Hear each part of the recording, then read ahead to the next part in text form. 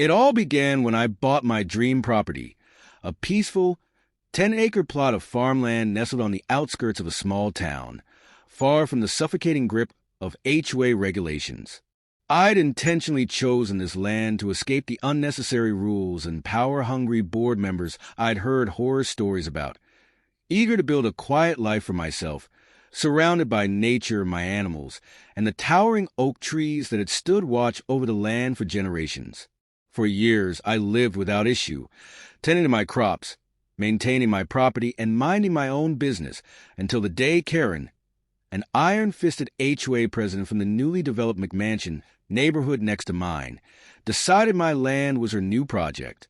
The trouble started small, almost unnoticeable at first.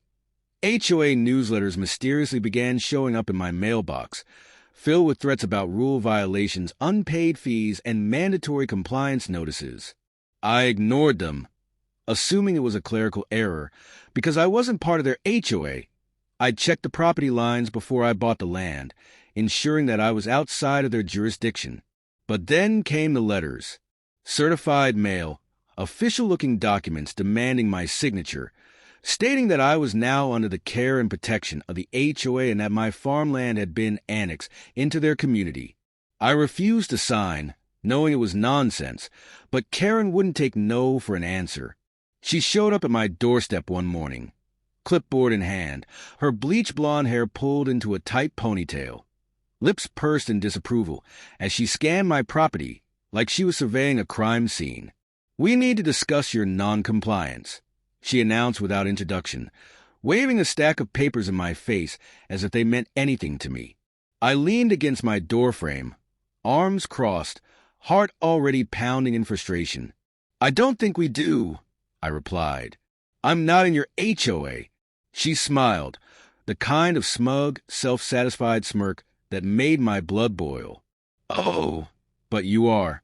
We've expanded our jurisdiction, and your land is now part of Oakwood Meadows HOA. You're required to maintain your property according to our standards." I laughed. Actually laughed, because the idea was so absurd it didn't seem real. "That's not how property law works," I said. "I bought this land independently. I have the deed, and I made sure this wasn't HOA controlled." Karen's smile didn't waver. "It is now. We've filed the paperwork with the county, and all that's left is your signature.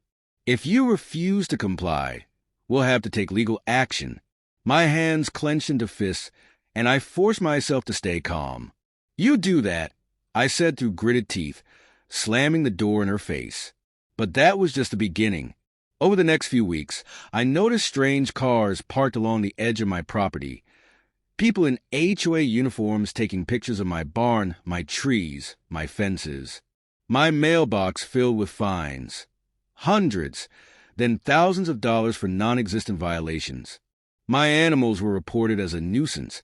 My tractor was deemed unsightly, and I was told my classic pickup truck, which had been parked in my driveway for years, was an abandoned vehicle and had to be towed. I thought it was a game, that if I ignored Karen and her cronies, they'd eventually get bored and move on. But I underestimated just how far she was willing to go. One morning, I woke up to find a team of workers on my property, digging holes near my fence line. I stormed outside, demanding to know what the hell they were doing, and one of them, sheepish but firm, handed me a work order signed by Karen herself. "Boundary fence installation," he said. "HOA orders." My jaw dropped. "This isn't HOA property." I shouted, "Get off my land." The workers hesitated, but before they could back down, Karen pulled up in her luxury SUV, stepping out in designer heels that sank into the mud. "You're trespassing." I spat as she approached, but she just tilted her head, feigning innocence. "No, you're trespassing," she replied sweetly. "Didn't you read the notices? Your land is HOA property now, and we're putting up an approved fence to separate it from the rest of the community." I was shaking with rage, barely restraining myself from knocking that smug look off her face. "Get off my land, or what?" she challenged. "You'll call the sheriff?" She let out a fake laugh. "Go ahead. I have all the paperwork, and they'll see that I'm in the right. You should be thanking me for helping you bring your property up to code. I didn't have time to argue. I pulled out my phone and called the sheriff's department, reporting trespassers. Karen didn't even flinch. Instead, she crossed her arms and waited, a satisfied smirk playing at her lips. When the sheriff arrived, I expected relief, but what I got was a nightmare. The officer took one look at Karen's paperwork, sighed, and turned to me. "Sir, it looks like this is an HOA matter. You'll need to take it up with the county." "Are you kidding me?" I exploded. "This is my land. She has no right to do this." The sheriff shook his head. "You'll have to get a lawyer and fight it in court." Karen beamed. I was seething. I knew I was right, but proving would take time, and while I was stuck fighting legal battles, Karen was already making her next move, one that would leave me devastated. The legal process moved slowly, far too slowly for my liking. I gathered all my documents, the deed to my land, county records showing my property had never been within HOA jurisdiction, even maps proving that their so-called annexation was nothing more than a desperate land grab. But the courthouse backlog meant that my case wouldn't be heard for months, and Karen knew it. She thrived on delay, knowing that bureaucracy worked in her favor. While I waited for a court date, she pressed forward with her plans, ignoring my protests, ignoring my rights. And then one morning, I woke up to the sound of chainsaws. At first, I thought it was a nightmare, some distant, gnawing buzz that my sleep-fogged mind struggled to process. But as I became fully awake, the sound sharpened, growing louder, angrier. It wasn't just one saw. It was several. I bolted upright, heart hammering, my brain still catching up as I rushed to the window. The sight that greeted me nearly made me collapse. Workers, at least a dozen of them, were scattered across my property, and the great oaks that had stood tall for over a century were being hacked down as if they were nothing more than weeds. I ran, barefoot, still in my sleep clothes. I flew out the door, screaming at the top of my lungs. "Stop! Stop! What the hell are you doing?" My voice was hoarse, raw with rage before I even reached them, but the workers barely looked at me. One of them, a man in a neon vest with a clipboard, held up a piece of paper as if that explained everything. "HOA orders," he said, as if that was the end of the discussion. I snatched the paper from his hands, scanning it through the haze of my fury. It was a demolition order, signed by Karen. I felt my breath catch in my throat. "This isn't HOA property," I said, my voice dangerously low. "You have no right." The worker shrugged. "Take it up with them. We're just following orders." I turned, searching for the one person I knew had to be here, and sure enough, there she was, Karen, standing near her car, arms crossed, watching it all unfold like some kind of queen overseeing a royal execution. The moment our eyes met, she smiled. I saw red. I stormed toward her, fists clenched so tightly my nails dug into my palms. "You have 5 seconds to call them off," I growled, voice shaking with barely restrained fury. Karen didn't flinch. "Oh, don't be so dramatic," she said, her tone dripping with condescension. These trees were a safety hazard, dead, rotting, and frankly, an eyesore. The HOA voted to have them removed for the betterment of the community. I could barely breathe. "It's not your community. This isn't your land, Karen," she sighed, shaking her head as if I were some unruly child throwing a tantrum. "You really need to let go of this fantasy that you're exempt from the rules. I tried to help you. I sent letters. I gave you options, but you refused to comply. So we took action." A sickening crack filled the air behind me. I turned just in time to see one of my oldest trees, a towering oak, nearly 140 years old, give its final groan before crashing to the ground, splintering into pieces. Something inside me shattered along with it. "You're trespassing. This is illegal," I shouted, I spun back to Karen, barely able to see straight through the blinding rage. She smirked. Not anymore. It took me a second to process what she meant. My stomach dropped. We finalized the annexation paperwork, she continued, watching my face closely. Your land is now legally part of Oakwood Meadows HOA. You missed the deadline to dispute it, so as of last week, we have full jurisdiction over these properties. And since your land was overgrown, hazardous, and poorly maintained, the board determined that immediate action was necessary. I felt the world tilt. That's impossible, I whispered. Oh, don't worry, she said sweetly. We've already started the process of rezoning. This whole area is going to be so much more valuable when we finish development. I barely heard her. My mind was spinning. I'd been waiting for my court date. I'd assumed that meant everything was on hold. But Karen, calculating, manipulative, and fully aware of how to exploit the system, had fast-tracked her own paperwork behind my back. Somehow, she'd managed to push through annexation and seize my land before I even had the chance to fight back.